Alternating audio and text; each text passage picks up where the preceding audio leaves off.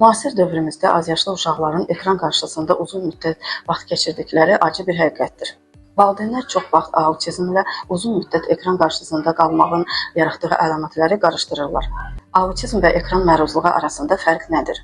Beləliklə, autizmli və ekrana məruz qalan uşaqlarda eyni əlamətlər müşahidə olunur.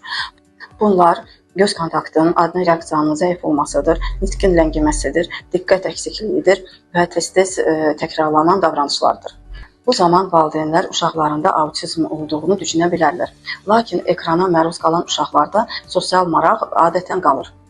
Məsələn, sizin uşaqla ünsiyyət qurmaq istədiyiniz zaman, gizlənqaç oynadığınızda, qəflətən qabağına çıxanda və köpük üfürmə kimi oyunlarda uşaq sizin reaksiyalara cavab verirsə, gülürsə, mimikalar dəyişirsə, sizinlə ünsiyyətə girmək istəyirsə, sosial maraq yaranırsa, o zaman problem autizmdən çox ekran məruzluğu ola bilər. Dəqiq qiymətləndirmək üçün mütəxəssisə müraciət etmək məsləhətdir.